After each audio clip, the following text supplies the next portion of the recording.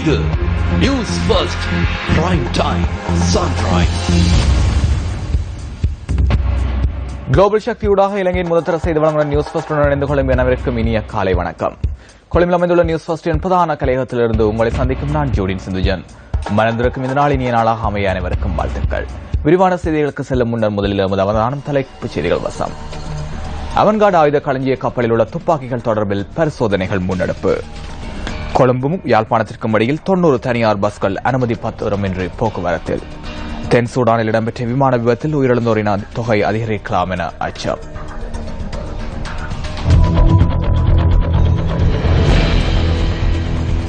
தொடர்வது விரிவான செய்திகள். அவன்கார்டு ஆயுத களஞ்சிய கப்பலில் உள்ள அனைத்து துப்பாக்கிகள் தொடர்பிலும் பரிசோதனைகள் நிறைவு செய்யப்பட்டுள்ளதாக குற்றப்புலனாய்வு திணைக்களம் தெரிவித்துள்ளது. இந்த குறித்த கப்பலில் 816 துப்பாக்கிகள் காணப்பட்டதாக அந்த திணைக்களம் சுட்டிக்காட்டியுள்ளது.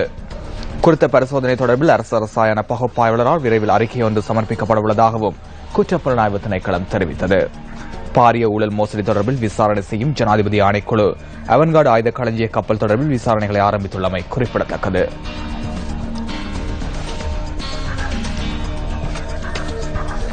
கொழும்புக்கும் யாழ்ப்பாணத்திற்கும் இடையில் 90 தனியார் பஸ்கள் அனுமதி பத்திரமின்றி போக்குவரத்தில் ஈடுபடுவதாக போக்குவரத்து அமைச்சு தெரிவித்துள்ளது. இவ்வாறான பஸ்களை கைப்பற்றுவதோடு அதன் உரிமையாளர்களையும் கைது செய்யுமாறு போலீசாருக்கு அறிவித்திருப்பதாக அமைச்சின் செயலாளர் நிஹால் சோமவீர தெரிவித்துள்ளார். அனுமதி பத்திரமின்றி தற்போது பயணிக்கும் பஸ்கள் தொடர்பில் 10,000 ரூபாய் தண்டப்பணம் அறவிடப்படுவதாகவும் அவர் குறிப்பிட்டார். எனினும் எதிர்வரும் காலத்தில் 10,000 ரூபாய் தண்டப்பணத்தை 1 லட்சம் ரூபாய் வரை அதிகரிப்பதற்கு தீர்மானிக்கப்பட்டுள்ளதாகவும் போக்குவரத்து அமைச்சின் செயலாளர் நிஹால் சோமவீர சுட்டிக்காட்டியுள்ளார்.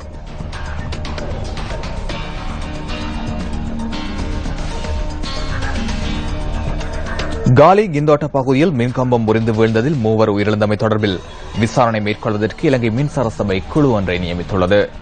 இந்த அனர்த்தத்தை தவிர்த்துக் கொள்வதில் ஏற்பட்ட இயலாமை குறித்து ஆராய்வதே நியமிக்கப்பட்ட குழுவின் முக்கிய நோக்கம் என இலங்கை மின்சார சபையின் தலைவர் அனுர விஜயபால தெரிவித்துள்ளார். இதனிடையே இந்த சம்பவம் தொடர்பான விசாரணைகளை இலங்கை தனியார் மின்சார சபையும் ஆரம்பித்துள்ளது. புறக்காரணிகளின் அச்சுறுத்தல் காரணமாக இந்த நிலை ஏற்பட்டிருக்கக்கூடும் என தனியார் மின்சார சபையின் தலைவர் பந்துல சந்திரசேகர் தெரிவித்துள்ளார். நேற்று முன்தினம் இடம்பெற்ற இந்த அனர்த்தத்தில் 3 உயிரிழந்ததுடன் 3 காயமடைந்திருந்தமை குறிப்பிடத்தக்கது.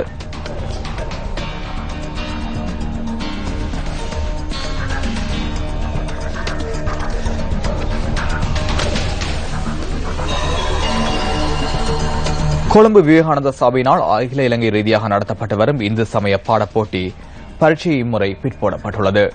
இந்து சமய பாடப்போட்டி பரீட்சை எதிர்வரும் 8ஆம் தேதி நடத்தப்படவிருந்த போதிலும் அன்றைய தினம் உயர்தர பரீட்சை மாணவர்களுக்கான கணித போட்டி பரீட்சை நடைபெறும் என கல்வி திணைக்களம் அறிவித்துள்ளது. இதனால் கொழும்பு விவேகானந்தா சபையினால் நடத்தப்படும் பரீட்சை எதிர்வரும் 15ஆம் தேதிக்கு நடைபெறும் என விவேகானந்தா சபை தெரிவித்துள்ளது. இம்முறை நடைபெறவுள்ள பரீட்சையில் தரம் 3 தொடக்கம் தரம் 11 வரை 1,05,000 மாணவர்கள் தோற்றவுள்ளமை சுட்டிக்காட்டத்தக்கது.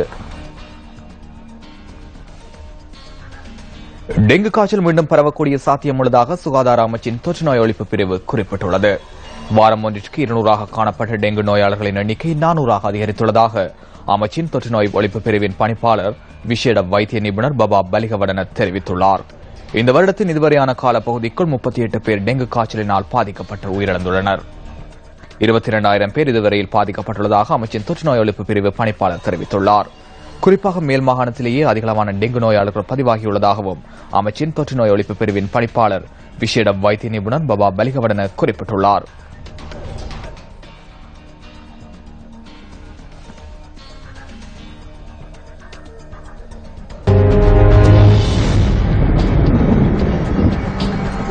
இன்றைய வானிலை தொடர்பான தகவல்களை அறிந்து கொள்வதற்காக நாம் தொடர்பினை ஏற்படுத்தியுள்ளோம் வளிமண்டலவியல் திணைக்களத்தின் வானிலை அதிகாரி முகமது சாலிஹினுடன். வடக்கு, கிழக்கு மற்றும் வடமத்திய மாகாணங்களின் பல இடங்களில் மழை பெய்யக்கூடும்.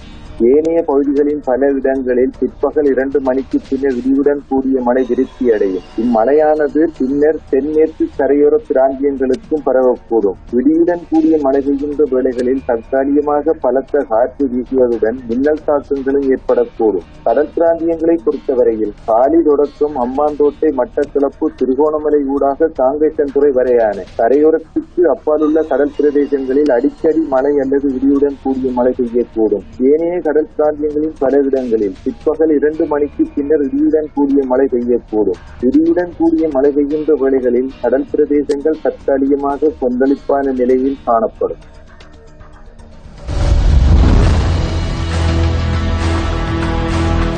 இணைந்திருப்பது காலை நேர பிரதான செய்தி அறிக்கையுடன் தொடர்வது சர்வதேச செய்தி. தென் சூடானில் இடம்பெற்ற விமான விபத்தில் உயிரிழந்தோரின் எண்ணிக்கை மேலும் அதிகரிக்கலாம் என அஞ்சப்படுகின்றது.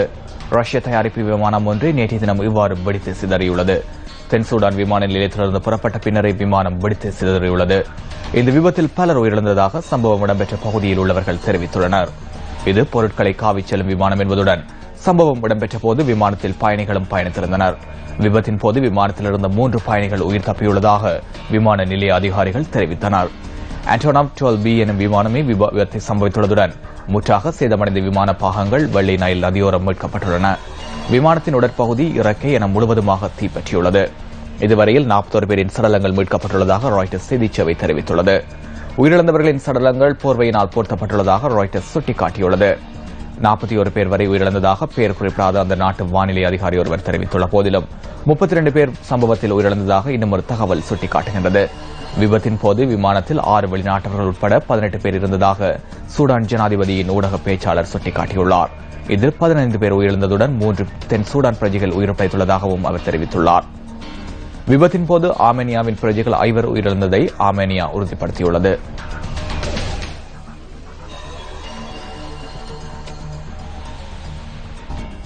அந்த விவரங்களுடன் நியூஸ் ஃபர்ஸ்டின் இன்றைய தினத்திற்கான காலை நேர பிரதான செய்தி அறிக்கை நிறைவடைகின்றது. நியூஸ் ஃபர்ஸ்டின் மதிய நேர பிரதான செய்தி அறிக்கையை 1 மணிக்கும் மணித்தியாளர் செய்திகளை 10:25 மற்றும் 11:25 எதிர்பாருங்கள். வணக்கம். Hotline 0114 896 896 www.news